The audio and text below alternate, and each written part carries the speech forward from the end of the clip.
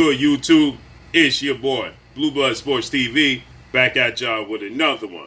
So, according to legendary promoter, top-ranked CEO and promoter, his fighter, undefeated, 3-division world champion, former junior welterweight, undisputed world champion, currently the WBO welterweight world champion, who is widely considered by many to be the #1 pound-for-pound fighter in the world, Terence Bud Crawford, who is 37 wins, no losses, no draws, 28 wins by way of knockout. He's 33 years of age.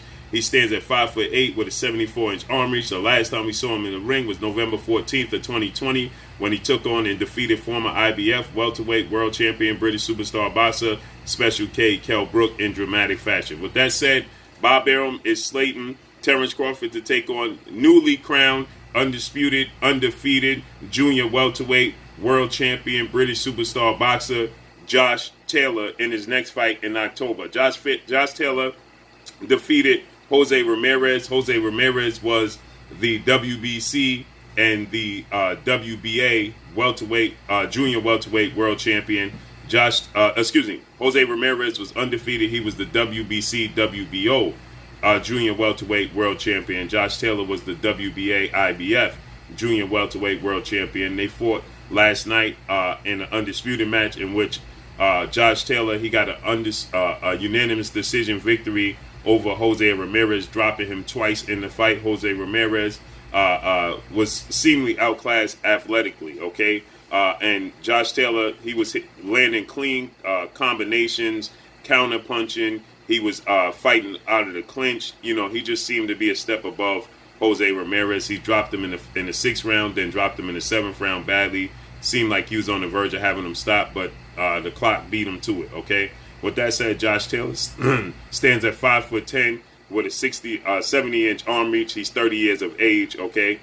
So he stated that he wanted to move up to welterweight and have a showdown with Terence Crawford. Have the last two undisputed junior welterweights go at it. And according to Bob Arum, he's going to concede to what Josh Taylor wants and give him the Terence Crawford fight. Now, we know that Bob Arum, even before this fight, he said that Terence Crawford had his eye on the winner of this fight, and that he stated that he was waiting to the fall to fight the winner of this fight. Now, Jose Ramirez lost the fight. You know, we saw Team Crawford said that they wanted to fight Jose Ramirez in order. Jose Ramirez, then Virgil Ortiz Jr., then Mikey Garcia. But with that said, Josh Taylor won the fight, and Terence Crawford, he tweeted out, "I knew Josh Taylor was going to win the fight." He said, "Ooh wee," you know, he did so in dramatic fashion. I personally thought he outclassed Jose Ramirez in the fight, and he dropped him in the 6th and the 7th round. Looked like he was going to stop him at some point in time in the fight. Okay, so with that said, you know, this is a huge fight for Terence Crawford because Terence Crawford was unable to secure a massive mega showdown that he's been looking to secure for the better part of 6 years against legendary 8-division world champion, Filipino iconic superstar boxer, Manny Pac-Man Pacquiao. He's been trying to secure that fight for quite some time. Bob Arum stated that he was trying to get him to fight for November 14th, but in return, due to the fact that, according to Bob Arum, the investment groups was unwilling to take a chance on the fight and run the risk of losing their money, not getting a return on their investment, they pulled out. Then it was reported that he could possibly face him June 5th, and that didn't come to fruition for the same reason. But then Manny Pacquiao, he turned around, and now he's going to fight Terence Crawford, direct rival, the biggest fight in the sport of boxing, an undefeated, unified WBC, IBF welterweight world champion, who is widely considered to be top 3 pound-for-pound fighters in the world, in Errol the Truth Spence Jr. So that came out of nowhere. It was a surprise. So Terence Crawford, he doesn't seem to have much interest in fighting 2-time welterweight world champion, superstar boxer, Showtime Sean Porter. So this is the next best option. It's a storyline that can be built up. Josh Taylor is saying that he wants the fight to take place in the castle overseas in the UK or in Ireland. We know Terence Crawford, he went over to the UK for his first world championship, and he beat Ricky Burns to do so. And so there's the storyline. The last 2 undisputed 4 belt holders at junior welterweight to go at it. Josh Taylor is a southpaw. He's big. He's athletic. He has a huge fan base. So it speaks volumes for Josh Taylor and Terence Crawford, to face off against one another. He beat Jose Ramirez, who has a huge fan base. So he elevated his own fan base. He did so in the United States. So his stock has rose as well.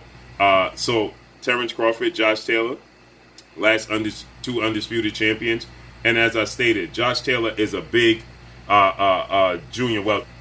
Josh Taylor is 5'10" with a 70+ inch arm reach. So he's a very, very big junior welterweight, to say the least. Okay, Terence Crawford, he's bigger than Terence Crawford, who's 5'8", but now Terence Crawford, he has extremely long arms. So he has a 74-inch arm reach. So he has extremely long arms, to be 5'8". But Terence Crawford, he has power in both hands, and Terence Crawford has the ability to switch from orthodox to southpaw. So that's going to be the difference, because Terence Crawford can make adjustments in his fight that I don't believe Josh Taylor can make. Josh Taylor, he showed a lot of flaws in the fight with Jose Ramirez. Now, obviously, every boxer, it's a fight. It's a boxing match. Every boxer is going to get touched. They're going to get hit. But he was getting hit with the same punch, the same left hook that he was getting hit with when he fought Regis Prograis in the unification bout, in which he got the victory. But people thought it was a lot closer than what the scorecards read. He got the victory over Regis Prograis to become IBF and WBA junior welterweight world champion, and he won the Muhammad Ali tournament. So Josh Taylor, he does have a lot of skills. He is fast. He puts combinations together very beautifully. He is rough and rugged on the inside. He loves to exchange on the inside, exchanging. I was very, very impressed with when he was fighting coming out of the break. The way he let his hands go coming out of the break, the way he throws combinations coming out of the break, his ring IQ, knowing where he's at when he comes out of break. So when you're in a clinch with Josh Taylor and the referee says break, he's always hitting as soon as he says break, okay?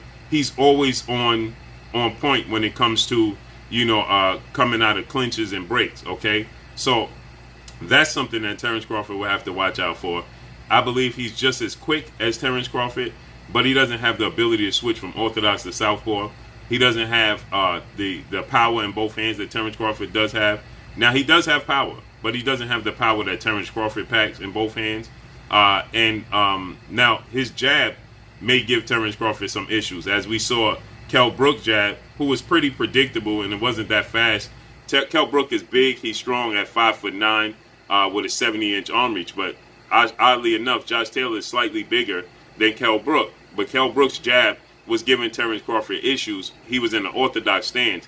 He had to switch to the southpaw stance to make the adjustment.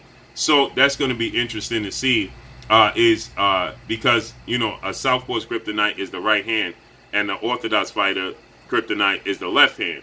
Now that leads me to the question that is he going to stay orthodox for the fight with Josh Taylor, because Josh Taylor has a beautiful jab. We saw it last night.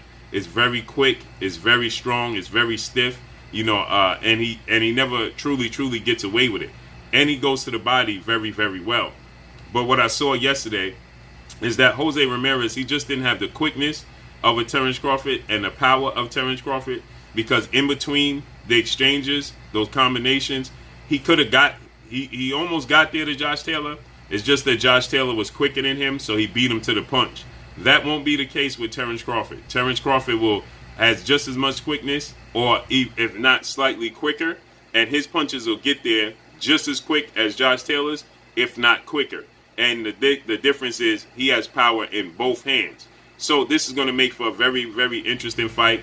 The storyline for Terence Crawford is what's going to sell this fight, because you have the last two undisputed champions that's going to go at it. So that ultimately will sell the fight in itself. As far as the fight taking place overseas, I'm hard-pressed to see Terence Crawford agree to that, seeing as though if this fight goes to decision, Terence Crawford is not going to get the nod unless he completely separates himself, something similar to the manner that Josh Taylor did yesterday when he beat Jose Ramirez, dropping him in the sixth and seventh round. Unless Terence Crawford, drops him a few times in the fight, which I very, very well see happening. I also see Terence Crawford stopping him, but just in case it did go to a decision and Terence Crawford didn't drop him, I don't believe that Terence Crawford would get the nod over in the UK. Josh Taylor is very beloved over there. So if it's a close fight, Terence Crawford is not going to get the edge. He's not going to get the benefit of the doubt. So I'm hard-pressed to see him going over to the UK. But maybe Terence Crawford is just looking to up his stock and saying, listen, when I went over to the UK, fought Ricky Burns, I wasn't as established as I am now. So maybe that is the key for Terence Crawford. Maybe he's looking at it from that standpoint and saying to himself, I could build up my stock even higher if I go over there and beat Josh Taylor. The storyline is huge. I'm picking Terence Crawford to win by stoppage victory. But Josh Taylor is definitely going to be in the fight. Like I said, he has the skills, the jab, the hand speed. You know, Terence Crawford, at the time, if this fight takes place in October, Terence Crawford would be 34 years of age. So Father Time is undefeated. We never know what happens, so we got to see how it plays out. But I'm personally picking Terence Crawford to win the fight. But that's all I got for y'all, man. Make sure you hit the like button. Drop a comment in the comment section. Let me know what y'all think. Y'all already know what it is. It's your boy Blue, Blue Blood Sports TV. Hate, like, comment, and subscribe. If you haven't subscribed, hit the subscribe button, hit the like button, hit the bell icon to get all the new notifications.